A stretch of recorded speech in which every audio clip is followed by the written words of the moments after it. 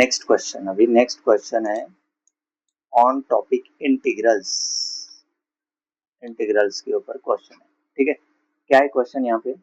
Late for F of X equal to 7 10 to the power 8x plus 7 10 to the power 6x minus 3 10 to the power 4x minus 3 tan square x। Integral I1 क्या दिया है? 0 to pi by 4 F of X dx। और दूसरा integral I2 क्या दिया है? 0 to pi by 4 integral 0 to pi by 4 x F of X dx।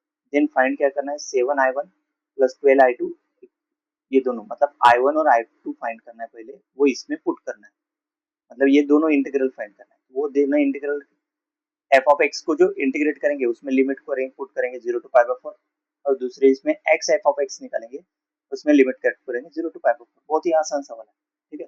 देखो अभी कैसे करेंगे, लेकिन इंटीग्रल आना चाहिए। देखो ये क्वेश्चन एक बार देख लो, ठीक है। I1 और I2 निकाला है, तो find the value of 7I1 plus 12I2। We first simplify the given function F of X. Simplify करेंगे एफ ऑफ एक्स को। देखो कैसे किया, एफ ऑफ एक्स गिवन ये दिया है पूरा, वैसे का वैसे लिखे यहाँ। Factor out common factor, common term. Common term क्या लिया है? हर एक इसमें यहाँ पे tan स्क्वायर x है ना। तो पहले कितने टर्म लिए? पहले दो टर्म, बाद में दो टर्म। पहले दो टर्म में से किसको कॉमन निकाला? पहले दो टर्म में से कॉमन निकाला tan स्क्वायर x। तो फर्स्ट टर्म में क्या बचा है? क्योंकि 7 है 7 है, तो tan स्क्वायर x प्लस 1 बचा। लास्ट वाले दो टर्म में कॉमन निकाला 3 tan स्क्वायर x, तो बचा tan स्क्वायर x प्लस 1। अभी ये दो टर्म हो गए, इसमें से कॉमन निकालेंगे tan square x plus 1 equal to x square x होता है। कॉमन नहीं निकालेंगे, फिर वो पुट कर देंगे कॉमन निकालने के बाद, सही है। मतलब इसके बाद कैसे किया है वो, F of X equal to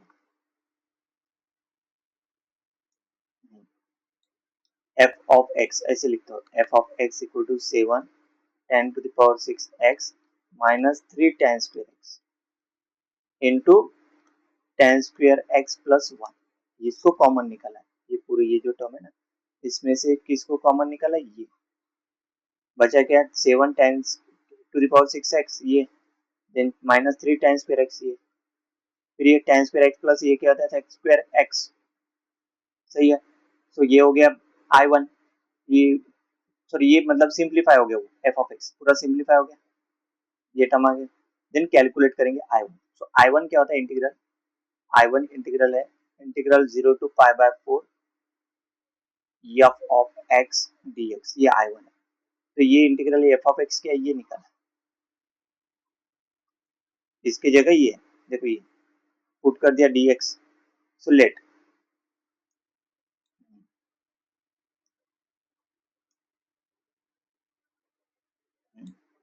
late u equal to, let I1 ये इक्वल टू ये हो गया, u equal to tan x को सेट करेंगे, तो du इक्वल टू क्या हो जाएगा? x square dx। यहाँ पे पुट कर रहे हैं, u की जगह क्या पुट कर रहे हैं? u को कंसीडर कर रहे हैं tan x, मतलब इंटीग्रल आसान जाएगा। तो du equal to x square dx, the limits भी चेंज हो जाएंगे, क्योंकि लिमिट किसके ऊपर है? x के ऊपर।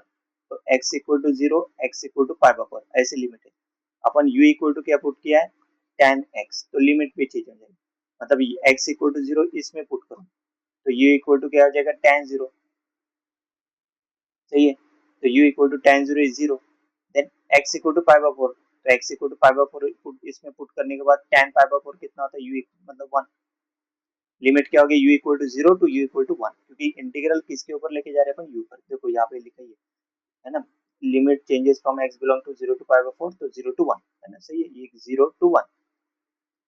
तो ये इंटीग्रल क्या हो जाएगा? I1 0 to 1 7 u to the power 6 minus 3 u square, ये कैसे क्या? tan x की जगह क्या पुट कर रहे हैं? u, तो u to the power 6 minus tan square x u square du, u to integral, इसका इंटीग्रल क्या आएगा? सही है, इसका इंटीग्रल क्या आएगा? देखो इंटीग्रल कैसे solve, u to the power 7 by 7 minus 3 u cube by 3 0 to 1, यहाँ से 7 7 cancel, 3 3 cancel, so u to the power 7 minus u cube 0 to 1, सही। कैसे है integral? u to the power 6 का integration u to the power 7 by 7 होता है, और u square का integration u cube by 3, already 3 3 है तो कैंसिल हो जाएगा, 7 है तो वो भी कैंसिल हो जाएगा। इसमें लिमिट पुट कर दो, तो लिमिट पुट करेंगे तो क्या आएगा? 1 माइनस 1 माइनस जीरो, तो दिस इज इक्वल टू पूरा 0, इंटीग्रल देखो 0 आ गया पूरा, सही है। अभी next integral calculate I two solve करते वक्त देखो कैसे। देखो from the calculation we know that F of x d x equal to, ये जो है ना d x, this is equal to constant, मतलब ये integral f of x d x we know that, ये देखो यहाँ पे निकाला अपन integral f of x d x, ये ओके। वैसे ना याद रखते हुए ना कि मतलब ना we know that F of X tends to the power 7x minus 10 cube X plus C, so let g of x equal to 10 to the power 7x minus 10 cube x, इसको लिया है g of x, तो g dash of x equal to क्या हो जाएगा f of x, उसका derivative लिया तो f of x होता है। so using the integration by parts,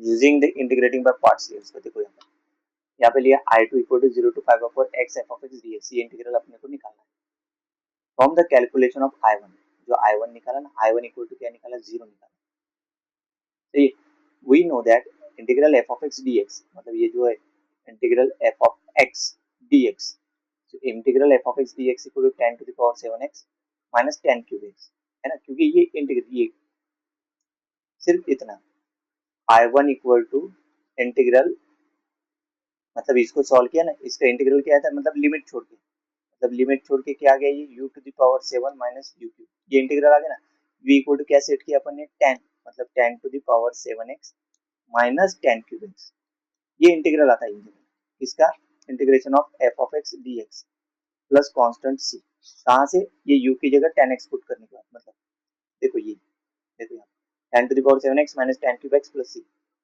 अभी ये जो है ना, ये जो फंक्शन है इसको सेट करो g of x, सही है, मतलब इसका इंटीग्रल अगर ये आता है तो इसका डेरिवेटिव क्या आएगा f of x, इसलिए g dash of x equal to क्या आ जाएगा f of x, है ना, f of x का इंटीग्रल अगर g of x आता है तो g of x का डेरिवेटिव क्या आएगा f of x, मतलब g dash of x equal to f of x, तो ये लिखा g dash of x equal to f of x, so using the integration by parts, so integration by parts i2 equal to देखो x f of x, तो f of x की जगह क्या put किया g dash of x, सही है, तो देखो x g of x, मतलब ये फॉर्मूला कैसे लगा है u into integration of u dv, so uv minus integration of v du, ये इंटीग्रेटिंग बाय पार्ट्स का रूल लगा, इसको कंपेयर किसके साथ करेंगे, इसको कंपेयर करेंगे अपन integral x g dash of x dx के साथ,